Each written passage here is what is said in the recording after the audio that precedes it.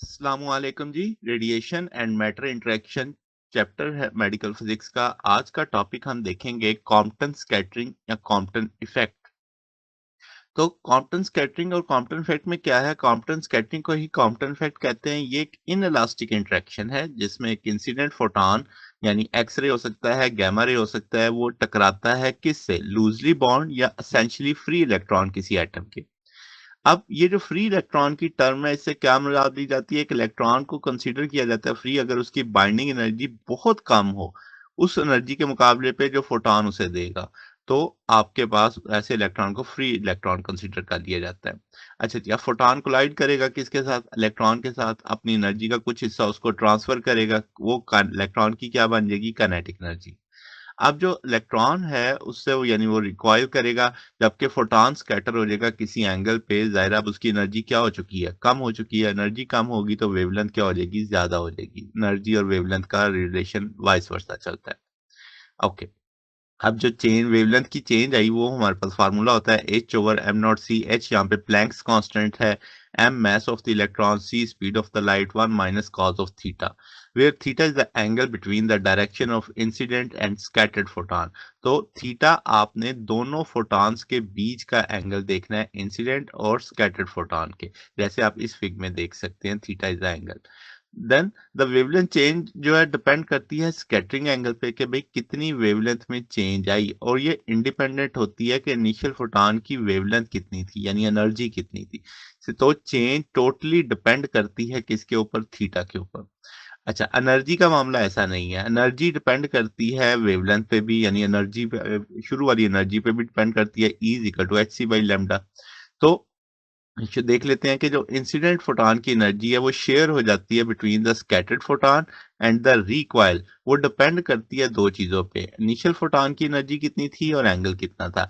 यानी कि जो वेवलेंथ की चेंज है वो सिर्फ डिपेंड करती है थीटा पे, और जो एनर्जी की चेंज है वो डिपेंड करती है दो चीजों पे, इनिशियल फोटॉन की एनर्जी पे और एंगल पे। अब पहले हम इनिशियल फोटॉन की एनर्जी की चेंज समझ लेते हैं। अगर हम माने कि वेवलेंथ में एक चेंज आई और उस चेंज की वजह से एक लार्ज एनर्जी का क्या आया? चेंज आया। तो तब फोटॉन के पास हाई एनर्जी थी यानी शॉर्ट वेवलेंथ थी, तो उससे इलेक्ट्रॉन को एक बड़े एनर्जी का हिस्सा मिलेगा। मगर उसी वेवलेंथ की चेंज के लिए, उसी वेवलेंथ की चेंज यानी वेवलेंथ में मानो चेंज उतनी ही आई है, मगर अब एनर्जी की चेंज आगे कम आई, तो इसका मतलब आने वाले फोटॉन की एनर्जी क्या थी? कम थी। तो इलेक्ट्रॉन को भी एनर्जी क्या मिलेगी? कम मिलेगी। इसका मतलब इनिशियल फोटॉन की एनर्जी बहुत मैटर करती है। ठीक है, फिर अगली चीज एंगल है। तो जो एनर्जी किसी पर्टिकुलर यानी शेयरिंग होगी वो डिपेंड करेगी स्कैटरिंग एंगल पे। अगर एंगल कम है, ग्रेजिंग प्लेन है, तो इलेक्ट्रॉन ऑलमोस्ट सारी एनर्जी ले जाएगा, इलेक्ट्रॉन को इंतहाई कम एनर्जी मिलेगी। यानी 0, 5, 10 डिग्री पे ही अगर ये टक्कर होकर निकल जाते हैं दोनों, तो तब इलेक्ट्रॉन के पास एनर्जी कम होगी। मगर लार्ज एंगल जैसे 180 की बैक स्कैटरिंग है, तो इलेक्ट्रॉन को मैक्सिमम एनर्जी ट्रांसफर होगी इनिशियल एनर्जी से। यानी फोटॉन में से ज्यादा हिस्सा जो एनर्जी का वो कौन ले जाएगा? वो आपका इलेक्ट्रॉन ले जाएगा। ओके। अब क्रॉस सेक्शन और एनर्जी डिपेंडेंट देखें तो प्रोबेबिलिटी कॉम्पटन स्कैटरिंग की होने की वो डिपेंड करती है किस पे? यानी वो किससे समझाई जाती है? क्रॉस सेक्शन से। समझ लें क्रॉस सेक्शन क्या है, कि कितनी फोटो कॉम्पटन स्कैटरिंग होने के चांसेस हैं।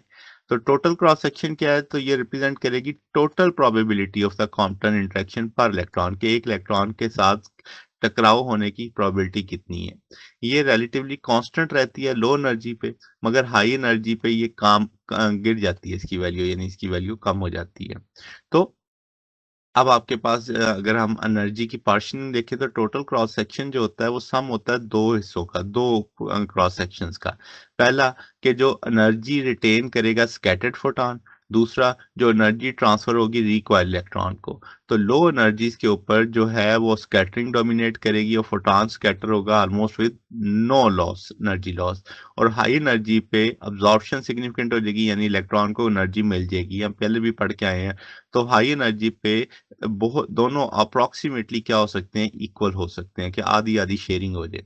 तो इसका मतलब है कि ऑन एवरेज जो इंसिडेंट फोटॉन की एनर्जी है, या हम ऑन एवरेज की बात कर रहे हैं, तो आपके पास स्प्लिट करती है इक्वली बिटवीन स्कैटर्ड फोटॉन और रिकॉइल इलेक्ट्रॉन। अच्छा, अगर हम वेरिएशन की देखें कि एटॉमिक नंबर के साथ क्या चक्कर बनता है कि भई आपके पास प्रोबेबिलिटी, तो हम कहेंगे क्रॉस सेक्शन पर इलेक्ट्रॉन जो है वो इंडिपेंडेंट है ज़ी से, यानी वो ज़ेड पे डिपेंड ही नहीं करता कितनी हाई एटॉमिक नंबर है या नहीं। तो फ्री इलेक्ट्रॉन जो है वो रिगार्डलेस ऑफ एटम कहीं से भी आ सकते हैं, सेम प्रोबेबिलिटी होगी कॉम्पटन इंटरेक्शन की पर यूनिट फोटॉन, यानी एक फोटॉन के मुकाबले पे हर जगह पे उसका चांस एक ही होगा। मगर अगर हम एटम के लिहाज से देखें तो वो मल्टीप्लाई जो होगा electronic cross section two number of यानी आ जाएगा। तो आपके पास जो इलेक्ट्रॉन का क्रॉस सेक्शन है फिर उसे जेड से मल्टीप्लाई करना पड़ेगा, तब हमारे पास क्रॉस सेक्शन पर एटम का वो आ सकता है। तो ये जी पे डिपेंडेंट है, प्रोपोर्शनल है। अच्छा, मास अटेन्युएशन कोएफिशिएंट क्या होता है? ये क्वांटिटी यूज़ की जाती है एक्सपोनेंशियल अटेन्युएशन लॉ के लिए। इसे आप कह सकते हैं कि cross section divided by density proportional है Z by A. Z by A की टर्म ऑलमोस्ट हमारे लिए क्या रहती है? कांस्टेंट रहती है। तो मास अटेन्युएशन कोएफिशिएंट भी इंडिपेंडेंट ऑफ ज़ी होगा, क्योंकि इसकी वैल्यू हमेशा क्या रहनी है? कांस्टेंट रहनी है। तो इसका मतलब क्या हुआ? इसका मतलब हुआ जो कॉम्पटन स्कैटरिंग है वो डिपेंड करती है प्राइमरी इलेक्ट्रॉन की डेंसिटी पे, इलेक्ट्रॉन पर ग्राम पे। जो कॉम्पटन मास अटेन्युएशन है वो डिपेंड करता है मेटली फोटॉन की एनर्जी पे और डिक्रीज करता है जैसे जैसे फोटॉन की एनर्जी बढ़ती जाती है। अब तमाम टिश्यू जो सिमिलर होंगे कॉम्पटन मास अटेन्युएशन कोएफिशिएंट के लिए, इसका मतलब जो कॉम्पटन स्कैटरिंग की प्रोबेबिलिटी है पर यूनिट मास वो सेम है, वाटर के लिए भी, मसल के लिए भी, फैट के लिए भी, बोन के लिए भी। तो इसमें कॉम्पटन डोमिनेंट एनर्जी की रेंज में, यानी हर एक जगह उसकी होने की प्रोबेबिलिटी क्या रहेगी? सेम रहेगी आपके पास। फिर जो कंट्रास्ट है कॉम्पटन डोमिनेटिंग इमेज में बेस करेगा डेंसिटी डिफरेंस पे, एटॉमिक डिफरेंस पे डिपेंड नहीं करेगा। ठीक हो गया। अब आपके पास एंगुलर डिस्ट्रीब्यूशन दिखेंगे स्कैटर्ड फोटॉन की, कि भाई जो टक्कर खाने के बाद फोटॉन ने जाना है किस एंगल पे कब जाएगा। तो लो एनर्जी पे जो स्कैटरिंग है वो सिमेट्रिकल होगी अबाउट 90, यानी वो 90 डिग्री पे जाके मुड़ सकता है। जबकि जैसे जैसे फोटॉन की एनर्जी बढ़ती जाएगी तो scattering energy tend more and more forward direction, आप देख सकते हैं 10 मेगा पे 30 पे आ गया, और आपके पास 10 मेगा पे ऑलमोस्ट 15 डिग्री पे आ गया। तो ये आपके पास आ जाएगी। फिर angular distribution of recoil electron की बात करें तो हम कहेंगे इलेक्ट्रॉन जो रिकॉइल करेंगे वो all ejected angle less than 90 degree होगी, यानी 90 तो नहीं जाएंगे। और डायरेक्शन जो होगी इनिशियल फोटॉन के लिहाज से ये बताई जा रही है, तो हम कहेंगे scattered photon more and more forward direction में होंगे जैसे आपके पास एनर्जी बढ़ेगी। तो यहाँ पे भी आप देखें 10 मेगा इलेक्ट्रॉन वोल्ट पे ऑलमोस्ट 0 डिग्री पे है वो। अब अगर एनर्जी डिस्ट्रीब्यूशन का कोई फार्मूला बनाना पड़े तो हम कहेंगे E maximum H V nought 2 HV0 over M C square 1 + 2 HV0 over M C square.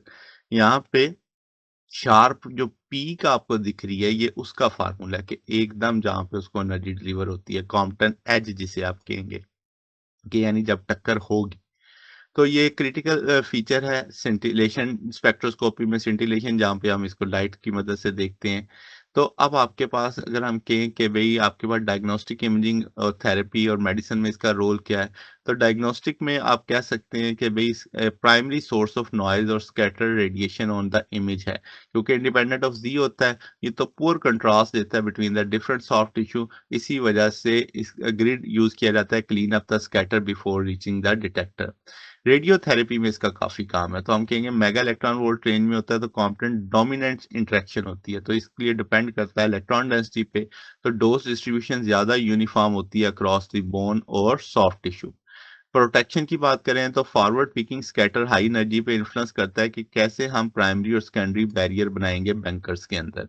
तो इस वजह से हमें प्रोटेक्शन में इसका हेल्प मिलती है, यानी आइडिया हम ले लेते हैं इस चीज़ का। तो ये जनाब हमारे पास सॉल्यूशन है। अगर आपको इसमें कोई बात पूछनी हो, डाउट हो, नीचे कमेंट्स में पूछ सकते हैं। वीडियो अच्छी लगी हो वीडियो को लाइक कीजिएगा, दोस्तों के साथ शेयर कीजिएगा, चैनल को